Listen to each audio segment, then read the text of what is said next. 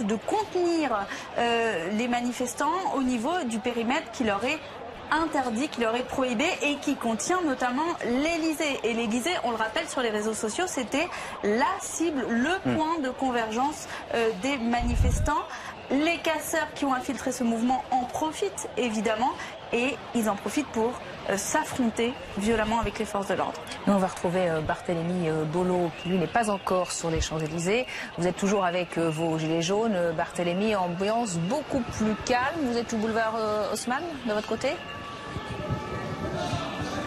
Ouais, exactement. On est avec, je suis avec Olympiaco. Il y a en gros 1000 à 2000 personnes tout autour de nous. Nous sommes partis de Bastille et c'est un cortège qui petit à petit a grossi. Alors dans ce cortège, eh bien, ce sont plutôt, pour le moment en tout cas, des manifestants pacifistes qui suivent évidemment ce qui est en train de se passer sur les champs et qui déplorent eh bien, les violences dont sont victimes les forces de l'ordre sur les Champs-Élysées. On ne va plus entendre notre message, on ne va parler que des dégradations. C'est ce dont ont peur ces gilets jaunes qui viennent de toute la France. Alors pour le moment, eh bien, la situation est plutôt calme. On est en train de chanter les slogans contre Macron, tous ensemble, tous ensemble. Il y a la Marseillaise aussi qui résonne assez régulièrement. Et puis on chante parfois aux Champs-Élysées pour se donner un peu de courage aujourd'hui dans cette manifestation. Alors pour le moment, je vous le disais, la situation est plutôt calme. Nous sommes sur le boulevard Haussmann. On va remonter, arriver très bientôt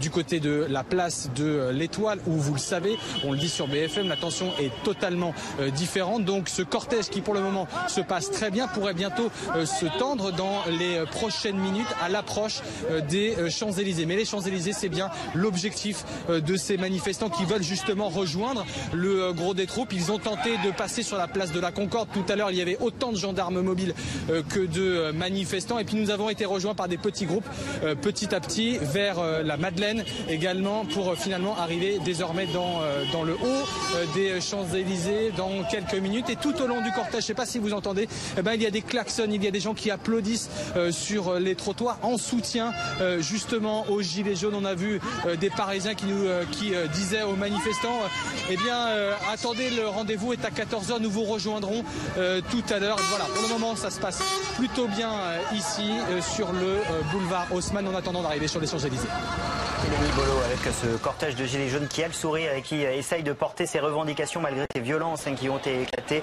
sur les Champs-Élysées. Mais on le voit avec cette dame, heureusement l'ambiance n'est pas la même partout. Julia Delage, où vous êtes sur les Champs-Élysées, toute autre ambiance parce que là ce sont vraiment les casseurs qui ont pris le pouvoir.